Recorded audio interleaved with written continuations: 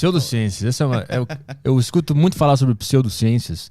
O que são pseudociências? Tá, vamos lá.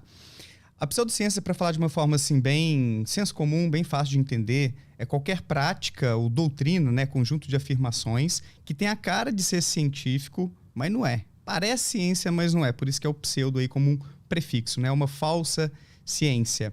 Para a gente falar que uma abordagem, uma doutrina é pseudocientífica, existem vários critérios para serem considerados, mas um deles ou pelo menos alguns deles, para a gente já situar um pouquinho mais claramente o assunto, é quando está se tratando de um tema que é usualmente tratado pelas ciências. Vamos pensar saúde mental, que é a minha área.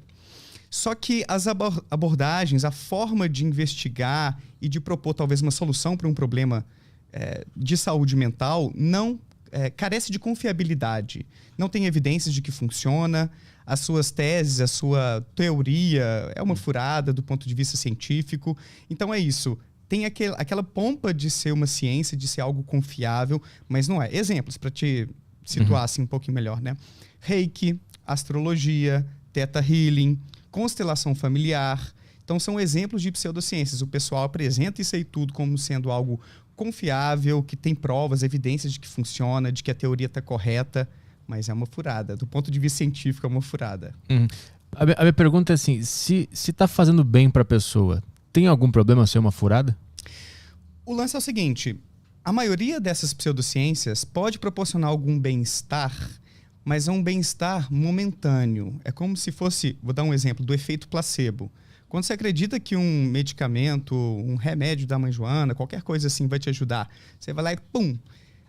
A expectativa da melhora provoca um bem-estar momentâneo. Então a pessoa tem aquela segurança de que, opa, agora vai. Agora o meu problema vai ser solucionado. Então nesse sentido, ok, né? Vamos pensar assim, não está fazendo mal nenhum até aí. O problema, Petri, é que muitas dessas pseudociências acabam iludindo a população. Acho que esse é um primeiro problema importante que a gente combate, que a gente aponta. Então, passa essa impressão para a pessoa que é científico sem ser científico. Algumas dessas pessoas podem interromper tratamentos baseados em evidências científicas para, então, adotar essa prática controversa. Então, pode acabar tendo esse efeito nocivo indireto, né, por não estar abraçando algo que a ciência respalda.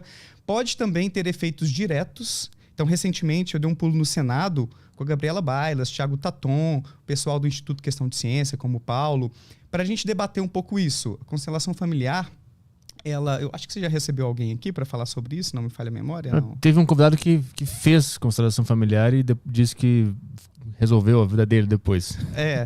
Isso é uma evidência anedótica. A gente vai ter casos e casos em toda a pseudociência de pessoas falando que se curaram ou tiveram algum benefício. E tudo bem, ok.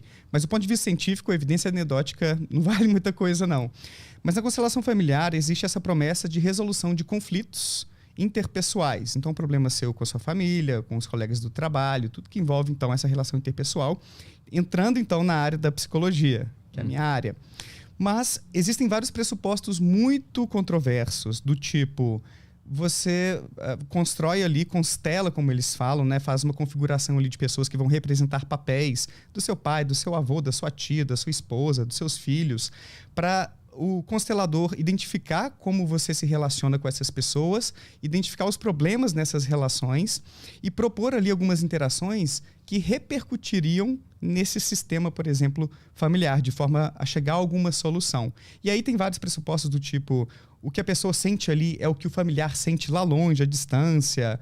Então, seria uma espécie de telepatia. O que é esse são negócio? Atores, né, que estão representando ali. Sim, mas podem ser pessoas não necessariamente contratadas para representar, mas que estão querendo constelar também. Eles participam juntos ali, mas é isso, são atores, né? Estão representando papéis. E soluções ali durante uma sessão de constelação refletiria já nesse rearranjo da organização familiar. Não tem evidência científica nenhuma disso. E aí um problema direto, né, que eu estava mencionando, e esse é o meu exemplo, é que algumas desses temas levados a uma constelação familiar são muito sensíveis. Então a pessoa foi abusada, por exemplo, e teria que reviver um pouco uma experiência ali semelhante àquele abuso e eventualmente é instruída a pedir perdão para esse abusador. Então isso é muito controverso, sabe? Essa tentativa de, ok, vamos ficar todo mundo em paz. Ele tem os motivos dele para ter abusado de você. Talvez aconteceu alguma coisa lá atrás, em outras gerações, né? Em seus antepassados. E ele está repetindo esse papel de alguém que está... Então são muitas coisas controversas e a pessoa acaba tendo ali uma situação, uma experiência de revitimização. Um sofrimento grande de ser constrangida, de relembrar aquilo ali, tudo que aconteceu. E, poxa, vou ter que perdoar? Será que não tem um caminho diferente? Não estou falando que o perdão não seja uma coisa boa em várias situações, obviamente mas algumas dessas pessoas têm que estar na cadeia. Sim. E não serem perdoadas e vamos conviver bem. Uhum. Então as pseudociências podem ter efeitos nocivos. Saíram matérias sobre isso, de pessoas que passaram por esse tipo de experiência e pioraram depois. Então, se usam evidências anedóticas, opa, melhorou, minha vida mudou depois de uma constelação ou duas, a gente tem outros contra-exemplos de pessoas que pioraram. É por isso que a ciência é importante. Será que o saldo é positivo desse negócio aí? Será que essa prática ela tem essa confiabilidade não só em termos de funcionar, mas de garantir a segurança das pessoas que participam desse tipo de intervenção? Porque é a mesma lógica do teste de medicamentos, de vacina. Quando a gente vai ver essas pesquisas antes de oferecer para a população essas intervenções, vamos ver se elas funcionam e se elas são seguras. Então a gente tem que proteger a população. E essas práticas pseudocientíficas estão entrando aí, estão se popularizando sem ter a devida pesquisa de segurança, eficácia e assim por diante. Então é por isso que a gente combate isso bastante nas redes sociais, participando aí dessas audiências e assim por diante. Mas assim, até que ponto o cientista, o divulgador científico, ele pensa na seguinte dinâmica, assim, até que ponto a população deve se arriscar por conta própria e sofrer as consequências, até que ponto vocês têm que impedir que isso aconteça? Como é que funciona essa dinâmica de também a pessoa, se ela quiser ir para uma furada, vai lá, né? O que eu vou fazer? O que é a batalha em si? É para que aconteça o que, de fato, com a constelação, por exemplo? Eu não posso dizer pela comunidade da ciência como um todo, pelos divulgadores científicos, porque há divergências entre nós também. Mas um dos pontos que muitos dos meus colegas concordam é que, beleza, a gente não quer proibir ninguém de procurar uma pseudociência, de falar, olha, vai ter uma lei, você não pode fazer um tarô e fazer uma consulta astrológica para ver seu mapa astral. Não é essa a questão de proibição. Então as pessoas têm que ter a liberdade para acreditar no que quiserem, mesmo que essas crenças sejam uma furada. Então, tudo bem sobre isso.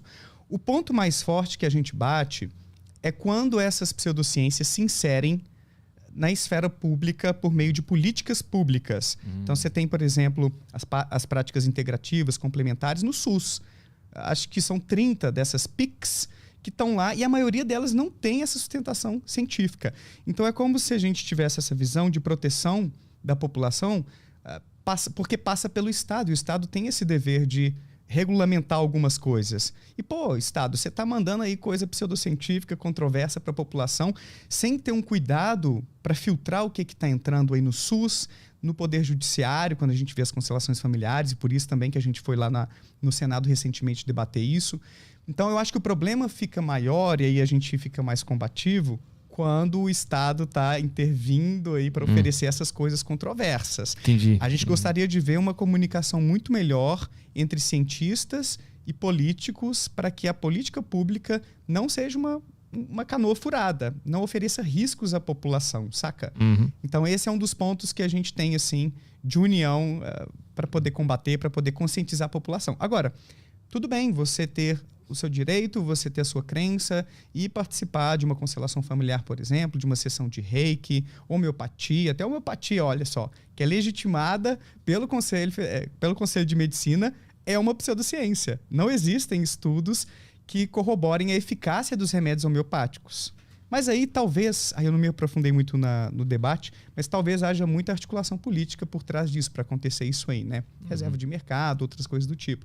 Mas a gente, mesmo quando não toca nas políticas públicas, a gente se vê no dever de conscientizar a população tanto quanto a gente puder nos nossos canais por aí. Então a gente fica nessa luta para deixar as pessoas mais conscientes das escolhas que estão fazendo, pelo menos. Não para proibi-las de optar por isso.